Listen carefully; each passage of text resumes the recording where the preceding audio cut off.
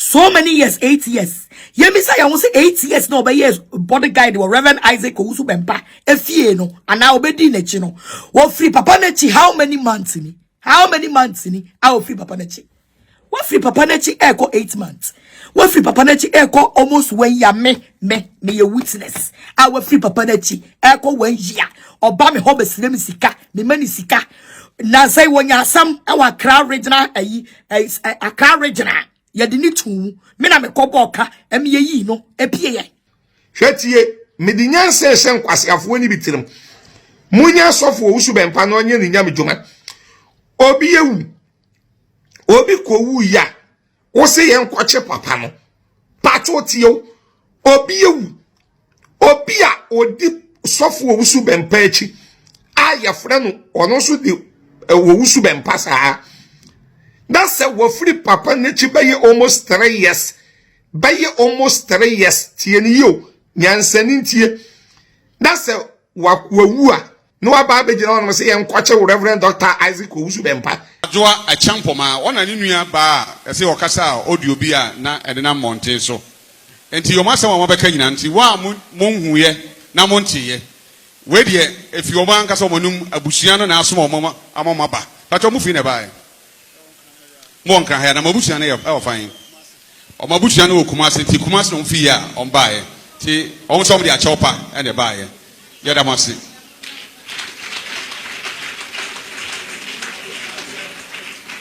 Papa, on Bessa will say Omuchiana or Mudawasi, Ekahom.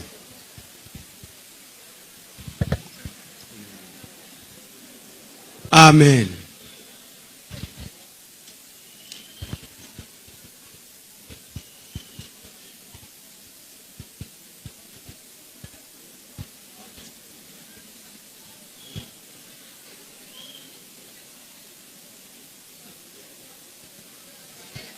Amen.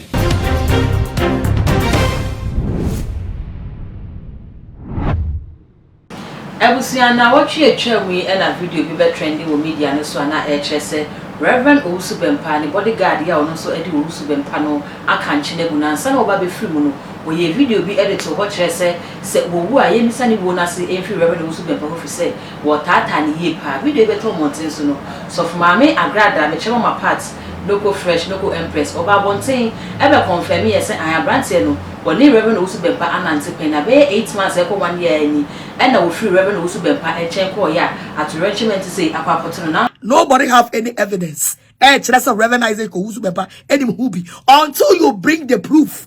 And I say kwankwa wo fa boy the first one wu ye no e be that one say before me and me tell I will accept it. Me fa time kasa o. Me fa time kasa. Me fa time kasa. Me fa time kasa o. Because me my call afre nipa no kita Owusu phone wa confirm said nra no wu ye. Oso wu nra. Afei no mo pentoma bi no mo de akekere no.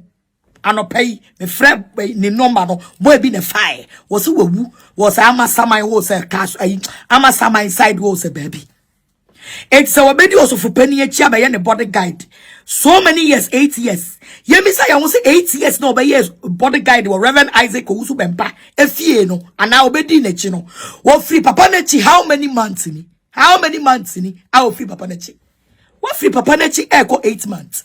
What free Papa Nechi echo almost 1 year. Me a witness. I will free Papa Nechi echo 1 year. Obama hobes name sika. Me many sika. Na say when ya some our crowd regional a crowd regional. Ya dini tu me na me koboka em ye yi no epie ye. Huna be matensen gramu wewu kwa oko wewu oko. Say we are say Bible say fa born for some entintim because as a media no ya police for adwuma ye o mo love no so because asam no anya sanket wore da no ti na make us me ni evidence o me to we wo ba frame dance ni mi nchirem now so say me no e ka say the prophet kum church and so aba bonten e no so ne version aba ni asofo nka ye ka ho e chese abrante no one Reverend Owusu Bempah anantepen now so free in Chenkoyen.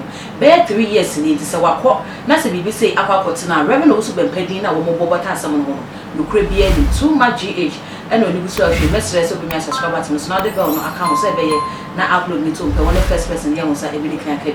I was saying, some very young call, near was in a prophet's cum chacha, Eddie and some about 2 months so a fire. Shetie, Medinyan says, Sam Quasiaf when you beat him. Munya sofo Owusu Bempah no nye ninya medjuma obi ewu obi kowu ya wo se yen kwache papa no pato tio obi ewu obi a odi sofo Owusu Bempah echi aya frɛ no ono so de Owusu Bempah saa that's a wo free papa nechi baye almost 3 years tie ni yo nyansani tie that's a wawu a yama na busuya yakọ ema na busuya yakọ na jimifo da kwasiye jimifo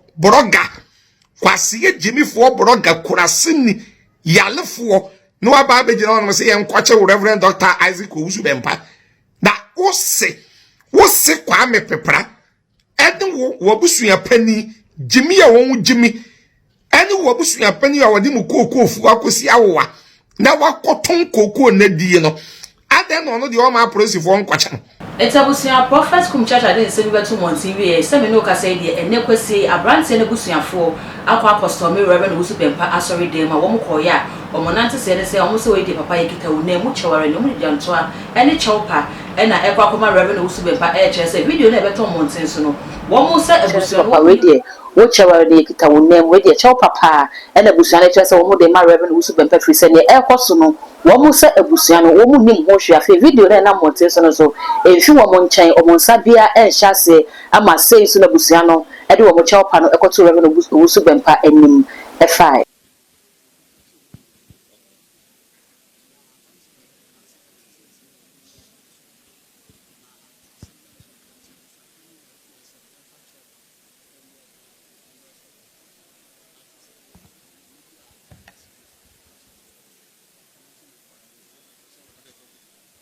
Hallelujah. Said yes for amo ekaya no. Me nua bema ogira mensa benkumi ani ne nuanom eye ye nua Owusu abusuafo. Na nasam nyina ne se abra wo nua no call ne krachi no. Video bi beda abonten. Ema abrante na ansa obewu no. O kan sembi fa ye papa Bempah ho se owu a ona ye misa no na ona eba beku no infa da abusuafo no ti sa asem no hu video no omo yem hye omo enti abusuapani a wo ye Owusu abusuapani e na atu ye nuan ene ne nuam bema ne obai aka ne ho se omo mbra no momfa dwatoa emfamra ye papa ye Apostle Dr. Owusu Bempah se de ekoso nyina abusuan nim ho hwe na omosre se asori ene papa ehwe na yemfa abusuan no ene yenua na wawu kɔ no emfo nso ede emfa nchom bada abusuan de ekoso no omonim ho hwe no omonso so enti se wote se obi ka ba bi se abrante na wawu no papa Apostle Dr. Owusu Bempah eni na sorry enim hu bia abusia na basa on be ka kire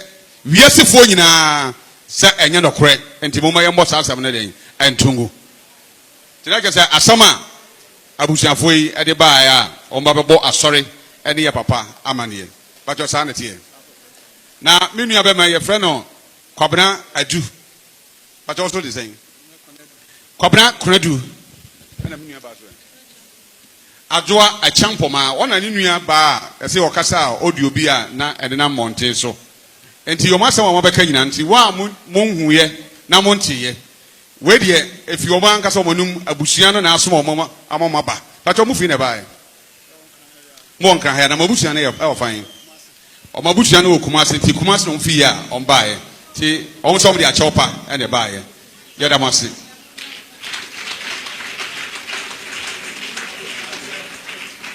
Papa, on besa o se o mu chia na o mu da wase e ka ho.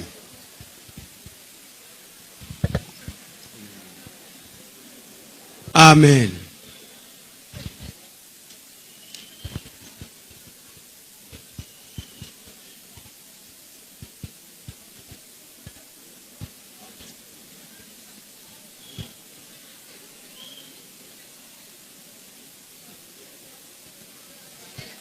Amen.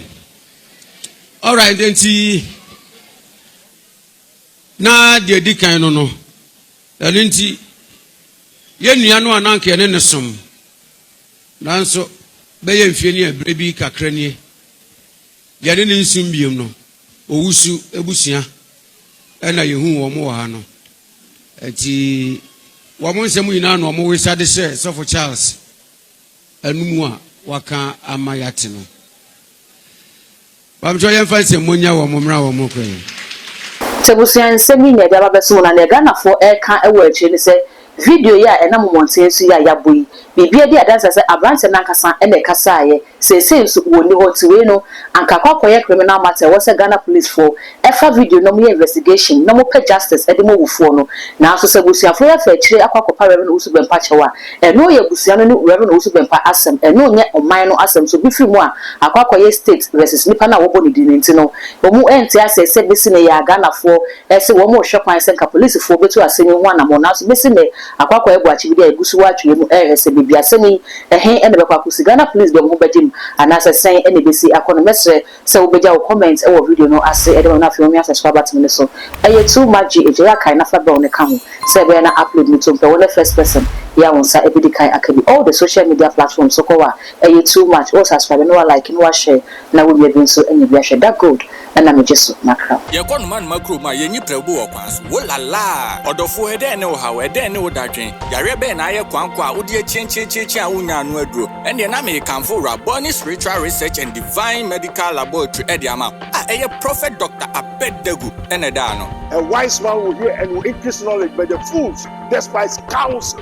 Prophet Dr. Abednego ye odifo a eweye mremu awrade ayi no ama wiase se sunsumu ya rebia aye okwanko a Dr. Edikre wo ene na me kanfo Prophet Dr. Abednego Invisible Teaching Hospital powered by Castoplanto Technology kai Prophet Dr. Abednego enye pray for me inti hwehwe Prophet Dr. Abednego achiri kwan wo insanwama do achiri Oreku Liberty House adase Fred Dr. Prophet Abednego 020-859-9576 na say 027-8977-215 in short of 4 kai se wo twi bibi wo so na semba na bibi kura